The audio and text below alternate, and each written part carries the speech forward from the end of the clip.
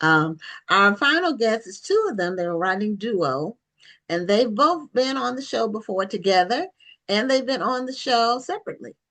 So, Pamela Samuels Young and Dwayne Alexander Smith are back with the next installment in their series, and the latest book is called Sounds Like Trouble. So, Pamela and Dwayne, welcome back to Black Authors Matter TV. Thank you, thank you. Thank you for having us always. Hello. Thank you Hello. Hello, for being and here. Dwayne, we see you in your car. Yes, I'm So, in my car. oh, and you're wearing your T-shirt though, your Black Authors Matter T-shirt. Yes. It's one of my So favorite that, t-shirts. I get a lot of reactions from this t-shirt. oh, okay, well that's good. Make sure you give them a card and tell them where they can order. Always be promoting. That's or always be selling. That's another one that people say. So, you all both were writing individually. Pamela, you were writing legal mysteries, and Dwayne, I'm not sure how I would characterize your books, but I read two of them. I read 40 Acres, of course. Um, was that your first book or your breakthrough book or both? That was my first book. Oh, okay. Okay. Yeah, Mhm. that one, it created a lot of conversation. It was a different kind of story. And did you get option? Did I read that somebody optioned it, but they didn't do anything with the option? Did I Yeah, read it's that? been bouncing around for a long time. But right now it's in a good place. It's they have a lot of great producers. They have Jay-Z and the Obamas and Antoine Fuqua is going to direct it, so it's coming together nicely. Awesome. Oh, okay, great, great. What is it? Would it be Netflix or a streaming, or would it be They don't it was at Netflix for a while, but now they don't have a home for it yet. So okay? that's the next step. They have this great package and now they're just trying to find the right place for it. Okay. And Pamela, besides you all running together, what have you been up to? Just trying to get my next book out by that I'm writing solo, and also trying to get the third book in our series kind of roughed out. And the book that I'm working on solo, because I like to deal with issues and social issues. I'm really one of the main characters suffers from bipolar disorder. And I want to sort of show how the legal system and the criminal justice system fails families when it comes to mental illness. I just have Yeah. so many friends who've gone through it with bipolar adult children, and it's so tragic what they have to go through. And then if the kid does something and hurts somebody, then it's on them. But they've been trying all along to get help with no help. I really feel bad when I see there are a lot of parents who are very brave about telling their stories, Mhm. and you see them getting hurt because they're trying to protect their child who's going through these disorders. Yeah. And sometimes these disorders can result in attacks. And the parent is trying to love the child and protect themselves at the same time, but they're also trying to protect their child. They don't want, because somebody who thinks they're helping is going to call the police or something like that. It's hard. And then you're like, you call the police on the child. It's tough. It's a tough situation. And hi, we didn't say hi to you. Hi, Dr. Rhonda. I, I said hi to y'all. Y'all just didn't respond. I didn't hear it. So I'm saying it now. Yeah, I'm hearing about parents who have mental disorders and how it affects their kids. Mm, I'm hearing about that from people who've been on the show and that have written about it, or just people that I meet that talk about some of the yeah. things that they dealt with parents who were either schizophrenic or bipolar or Or even dealing with yeah. what you get into the end of life, dealing with the parent with dementia. And Well, yeah, uh, that's it's later tough. on though That's like, in life. That's normally toward end of life, not when you're growing up as a kid. yeah. These are happening when they were growing up as kids, Mm. dealing with parents that were psychotic in some way. Yeah. So it's a real issue, and seems like every time there's some sort of effort to address it, money gets spent, but it never gets addressed or solved. If Yeah. somebody got paid, and it's not the people who need the help. Yeah, Just it's a tough never get it. situation to help. Never get it. Tough situation. So I have one more question before we talk about the book. Pamela, are you practicing law still, or you? No, No. I have Okay. not practiced law since 2016. Okay. Sitting on I a whole chest. Even though friends call me and try to get me roped into things, and every time I do to write a letter for somebody or do something, I regret it. So now I just like, no, here's a number for you to call. Stay out of trouble. No, okay. So you prefer? Well, what made you not want to be a practicing lawyer? because writing is more fun. You Oh, know, okay. I did enjoy it for the 25 years that I did it, but I was probably not even 10 years in when I decided I had this passion for writing because of John Grisham, because John Grisham never had any black people in his books who weren't criminals. And I kept thinking, let's have a black lawyer. He didn't even have a female lawyer at that time. And one morning I decided to take one of my cases and pen a novel, and I knew immediately this is what I should be doing. And I thought I was gonna like just write a book. Oprah was gonna call me, and it was just gonna all be smooth sailing. That has yet to. Everybody thinks that in the beginning. You sure do. So you're not by It's so yourself. easy. Think it's so easy. But you know what? It's made me tough, and it's made me who I am today. So Yeah, I'm thinking when you said that about Don Grisham, and I read a lot of his books. Um, I had read like all of them up to a certain point, and then they started to. he He fell went through off a the period cliff. where they were kind of, off the rails or whatever. Yeah. But he did have black characters. They But were I'm they were they were defendants. They weren't lawyers. no, they weren't You did lawyers. have the one with the jury where there's a black woman on the jury, but no, I wanted a lawyer. I You wanted wanted a lawyer, somebody in his okay? book. Yeah, He needed a woman lawyer. He did have a common thread that he did have black people. But So not they every were book does that. defendants. I Every book know. has criminal I defendants get who it. are But you African American. you are right. He didn't have any lawyers, but he did. He and most all of his books in Mississippi set in Mississippi. A lot of them are. I think That's where he most is. of it, yeah, Mhm. most of That's where he is. And A Time to Kill was like, I don't know if that was his first book, but that was the one that got made into a movie first, that and was it the one was Samuel L. Jackson. that was the one he wrote it second. No, he wrote it first. But Yeah, after but that's the one that put them on the map. but that's the one that but the firm put him on the map. Right, right. Yeah. Yeah, that's true. The firm put Mhm. them on the map. You're right. It did. And I don't think there were any black people in the firm. Anyway, so tell us about Sounds Like Trouble. And do you have a copy of the book? I'm Yes. not going to ask Dwayne since he's in his car. Okay. Dwayne's in charge of giving the elevator pitch for the book because he's very good at that. Okay. Oh All my right. God. No pressure. No pressure at all. Okay. So, Dwayne, what is the book about? Well, it's a continuation from book one, which is Sounds Like a Plan, where Okay. our two heroes, our two protagonists, they get involved in a new case. And that case is based on kind of a trope that we see in a lot of crime dramas where there will be like a big crime boss and somebody's blackmailing the crime boss by saying like, if something happens to me, there's a file that's going to go to the police. You've seen that a million times in movies. So in Mm-hmm. our book, there's a big crime boss and somebody's doing that to him.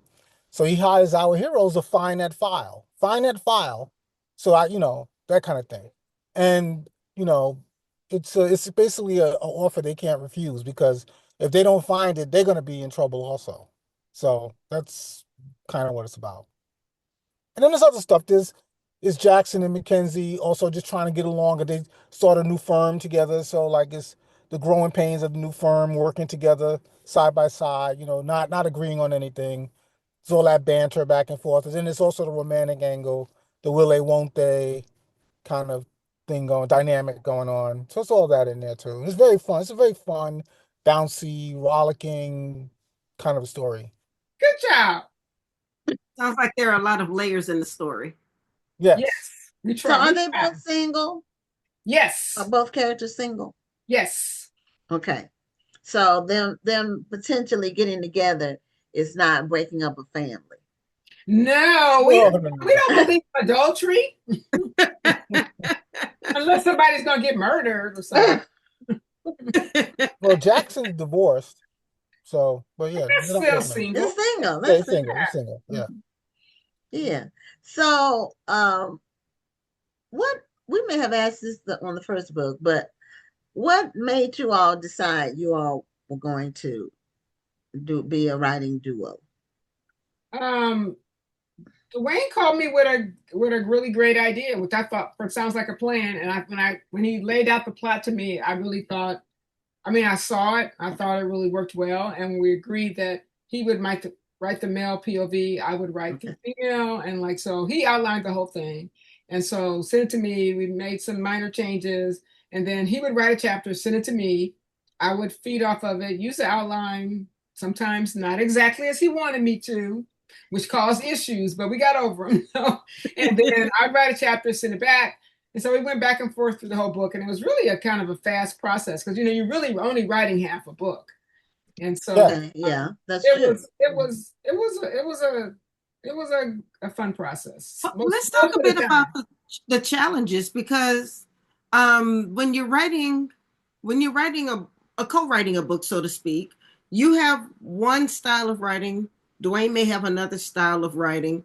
And yes, he's doing his part, you're doing your part. But have there ever been times where you might have seen his part, or he might have seen your part and say, can we fix this part, or can we talk a bit about this scene, or how did that process go? There was some of that, but our writing styles are pretty similar. So in terms of the writing, there wasn't an issue, but in terms of sometimes the story, because there were like things he insisted on that would drive me crazy. There's this one scene where the woman she's never going to appear again, and I didn't really realize that because I would have argued harder. He wants her to have on a blazer because she's in a park to be professional. I'm thinking she should have on a jogging suit. I mean, see how minor that is. But it was just like I I I just finally gave up. It just didn't make sense. But because I'm the fashionista in this relationship, but Okay. sometimes you just have to like throw in Believe the me, towel. I had a very valid reason for wanting her But to be in a blazer. but it doesn't. But it didn't apply with real life because the people dress down now, whether they're professional or not. But nobody goes to a park wearing a blazer. And the person never appeared again. That's what made it even worse because you don't even think about that. But I don't think it would have changed. In my opinion, it wouldn't have changed anything about the scene for her to be in a jogging suit. But let's not dwell on the past. Well, she was in the park with the Yes, blazer on. So that yes. means when she sits down on the park bench, she's going to be worried about getting her Pam, blazer dirty. Pam is not Yeah. representing the scene correctly. She's not. She wasn't in the park for a recreational purpose. She was there representing a very a very important businessman. She's a representative of someone else who's very important, and she's there to meet someone. She's not there to go jogging or to recreate in And the she's park. approaching this She's there person. on business. And to That's why me, she should be in a blazer. But anyway, no, whatever. no. I didn't mean look. I didn't mean to dig up some old feelings about this. Now, Wounds? These You didn't mean to wounds, put salt in old wounds? these wounds are so deep. Anyway, Now, I want to know how do you maintain a, the same tone um, so people don't think it's two different people? Well, even though they know it's two people writing the book, but how do you make it not read like it's two separate right? thought patterns? again, our writing style's the same, and two, he's writing his Jackson's voice. I'm writing Mackenzie, so that gives us some separation right there. I mean, I think Okay. we both It know can our sound a little different. characters really well. I think we both know our characters really well. I don't think that was ever a worry, at least not for me. It wasn't.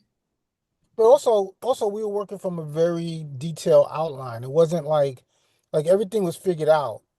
chapter Oh, by in chapter. advance. Yeah, so all of the tone was kind of foundationally laid out in the whole outline. So the chapter outlines kind of captured the tone of the entire book. And Yeah.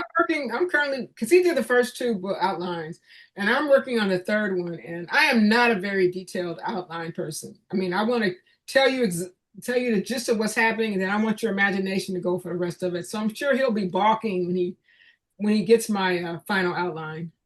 So Well, Pamela, that's funny that you should say that because what I remember about the course that you taught when you came to Kush City, this was years ago, maybe, I don't know how many years ago, a maybe lot 20 over. now, Ugh. close to 20, and you did the presentation about book writing. The thing that I remember you talking about was the outline of the book. Each chapter you had an outline for how each chapter would go. And at that point, I hadn't written any books.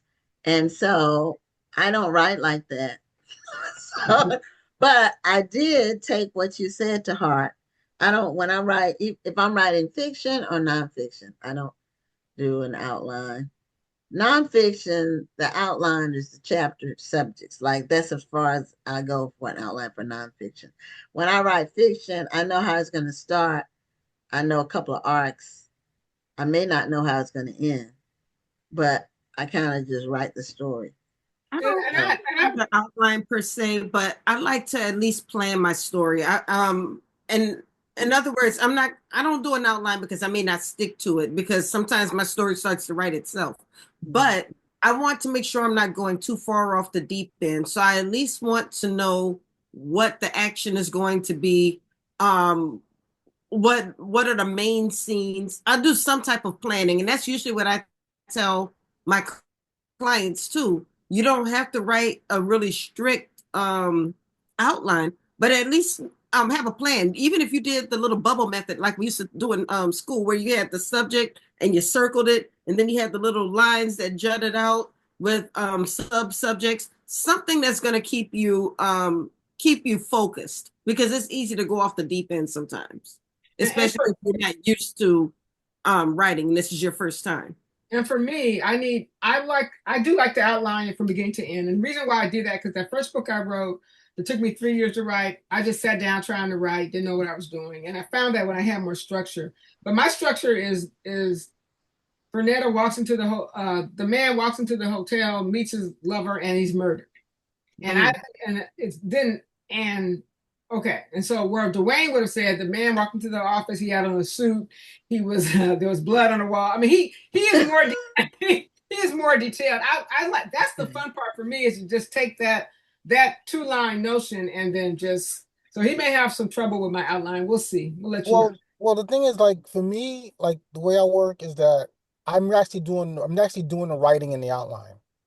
I'm not doing the writing in the writing of the book. I'm actually doing the writing in the oh, outline. okay. I'm figuring out Okay. everything in the outline, right? Mm-hmm. Everything. Like Okay. there's no like when I sit down to actually write out the prose and stuff, I'm not thinking about the plot or anything anymore. I'm just literally because it's all figured out. The dialogue is figured out, everything, what the Yeah. location looks like, everything.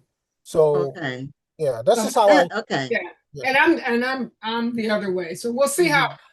it works well for with his outline, his detailed outline. You know, even though there are times when I change things, but so I'm hoping he'll adjust to mine and just go with the flow. Yeah, I'm yours is guessing more that an like a outline works skeleton, really well. Pamela. Huh? No, Pamela go, is more like a go ahead. skeleton, Yeah, very much like a a skeleton. Two or three skeleton, sentences explains and what. his is I a was just gonna whole say, I'm guessing body. that an outline worked really well for this type of project because you're working together, and it kind of gave you a better idea of what you're going to be writing about before you got deep into the story. Yeah. We'll Now, see. if you were How it gonna goes. give, oh, well, go ahead, Dwayne. No, I just say we'll see how it goes. I don't know. Okay, now if you were gonna give advice to two authors who were considering about collaborating, uh, what would your advice, each of you, like one piece of advice from you, Dwayne, first, and then Pamela? Choose your battles. Like can't fight over everything, right? Okay. So most things, don't fall in love with all your ideas because it's not just you making the decisions. So, I mean, there might be some things you might want to go to war about, but you really got to pick your battles because if you don't, you're just going to be fighting all the time. That's such a good answer. I'm so proud of you.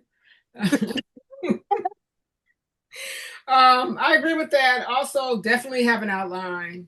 Dwayne is very good with action and car chases and just adding stuff like that. I think I'm better with sex scenes, that kind of thing. And so I would say rely on your strengths because the outlines I'm going to give him, I know the first thing he's going to say is, "Where's the action?" So my outline says this chapter, Dwayne, add some action. Dwayne, add a car chase here. No, anyway. That's fine because I don't like writing sex scenes anyway. So I don't like writing any of that stuff. I love writing sex scenes. So. Well, now this is the second book, and it just recently came out. Mm-hmm.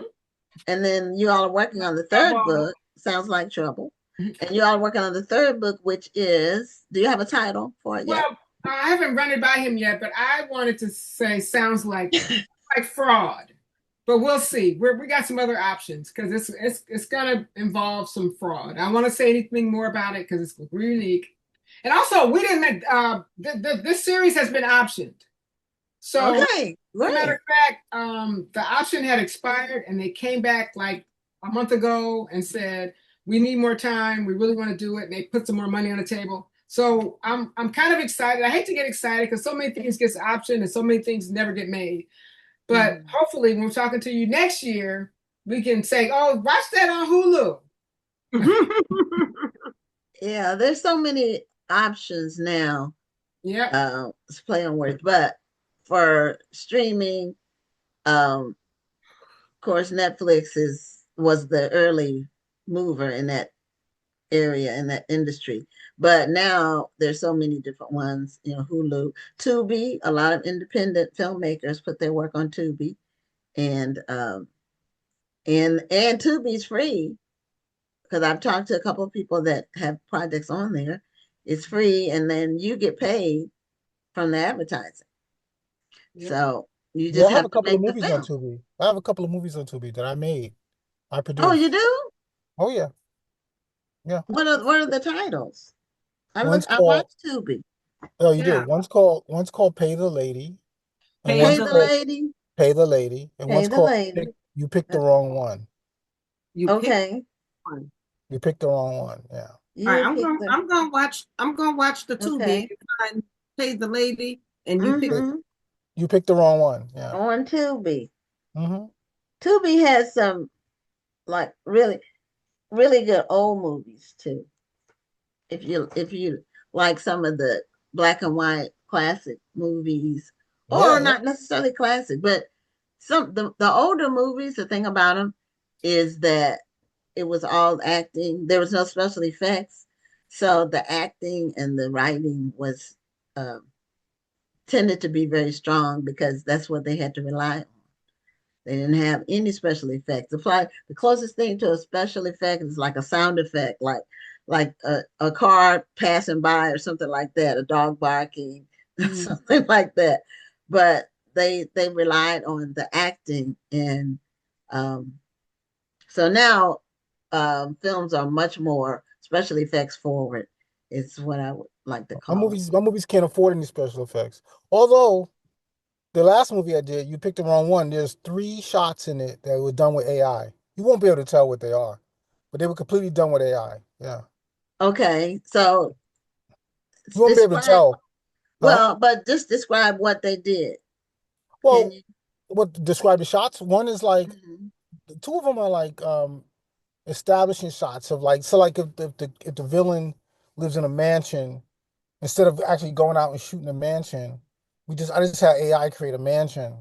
Okay. So there's a shot of a mansion, you keep pushing it on the mansion. That is a game changer. Yeah, it saves a lot of time instead of taking the crew out. And then we needed a shot of a gun being shot out of somebody's hand and flying through the air. So the gun, when it's flying through the air, is AI. But you can't tell. Like Okay. nobody can tell that it's, you know. And then there's a sign. There's a funny scene where there's this black guy who owns he's like a crime boss, and this white cop comes to talk to him, and the black guy has a pool, a nice pool at his house. And the cop wants to swim in the pool. And the crime boss says no whites allowed. And then he points to a sign on his patio that says no whites allowed. And the sign is AI. It's totally Okay. AI, but you can't tell it. Yeah. Well, yeah, it's a game changer. It is. It Hmm. really is.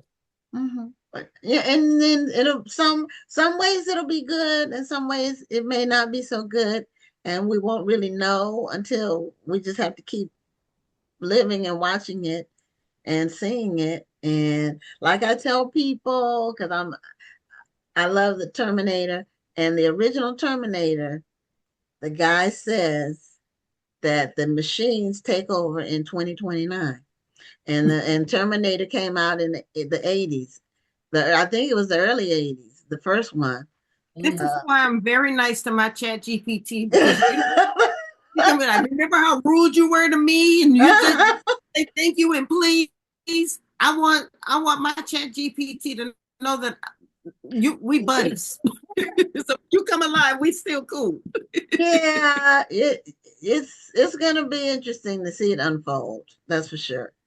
Just how the whole thing happens. But it's good to know that those little things that used to be just back, well, they used to do digital, like digital crowd, like a crowd would be digital.